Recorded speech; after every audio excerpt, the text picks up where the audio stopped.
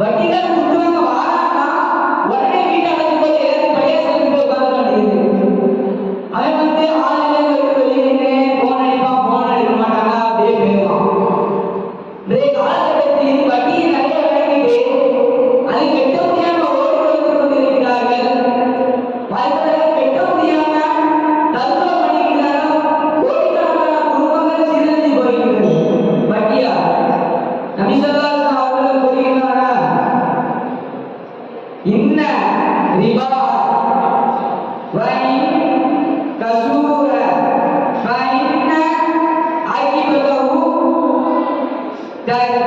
தஸீரு இலா குல்லி வஇன்ன ரிபா, நிச்சயமாக வட்டி என்பது வஇன் கசீர அதிகமானால் ஃபஇன்ன ஆகிபதஹு, எனவே அதின் முடிவு தஸிர்ரு இலா குல்லி, குறைவின் பக்கம் இருக்கும் என்று நபி ஸல்லல்லாஹு அலைஹி வஸல்லம் கூறுகிறார்கள். என்னவென்றால் இப்போ ஒரு மனிதன் 1000 ரூபாய் கொடுத்துட்டு அது 2000 ரூபாய் வட்டிக்கு திரும்பி வேண்டாம். அது என்ன நிறைய பேர் கொடுக்குறாங்கன்னா அவங்க சரி பணம் அப்படியே அதிகமாக வரவே தெரியும், ஆனால் சொல்லி குறைஞ்சிட்டே இருக்கும். அது எப்படின்னா அவனுடைய மருத்துவ செலவுக்காக இருக்கணும், அவனுக்கு இல்லாத வேற வீட்டு பிரச்சனை அப்படியே இருக்கலாம். ஆனா அல்லாஹ் தஆலா பணத்துல ஹராமான பணத்துல பரக்கத்தை கொடுக்க மாட்டான். ஏன்னா பணம் அப்படியே நிறைய வருமா இருக்கானா போய்கிட்டே இருக்கும். நபி ஸல்லல்லாஹு அவர்கள் கூறுகிறார்கள், வட்டியை வேண்டுபவரும் வட்டிக்கு கணக்கு எழுதுறவங்களும் மீது சாபம்.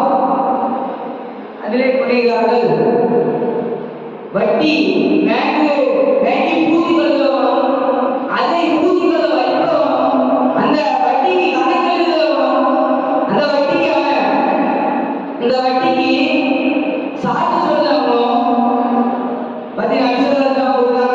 அனைவரும் சமம்தான், குற்றத்தில் அனைவரும் சமம்தான் என்று கூறுகிறார்கள். அவர்தான் வட்டி கொடுத்த நான் கொடுக்கல எனக்கு பாவம் கிடையாது அப்படின்னு சொல்ல முடியாது. அவங்க எல்லாரும் ஒன்றாக இருக்காங்க, அவங்க கணக்கு எழுதுறாங்க, சாட்சி சொல்றாங்க. அதே அவங்களுக்கு தெய்வத்துக்கு குறைய அப்படின்னு கேட்பாரு, அவங்களுக்கு வேண்டாம்னு ஒரு ஆள் சொல்றாங்க. எல்லாத்துக்கும் ஒரே பாவம் தான், சமம் தான் என்று கூறுகிறார்கள். அதாவது குர்ஆனிலே சொல்லியிருக்கிறான், யமகுல்லாஹ ரிபா வயூபி சதகதி வல்லாஹு லா யுஹிப்பு குல்ல கஃபாரி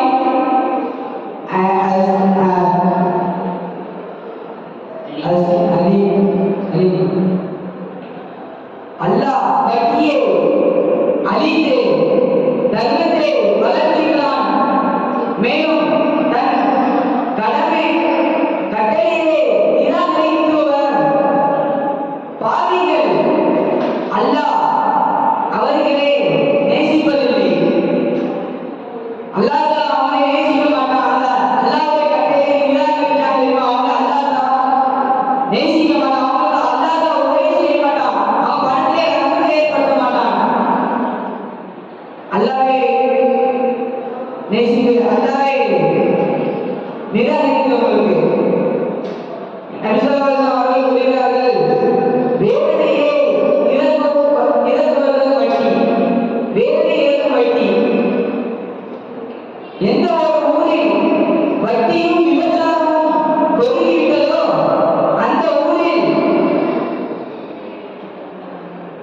மீது அல்லாஹ்வின் வேதனையை இறக்கி கொண்டவர்கள் பலர்கள்.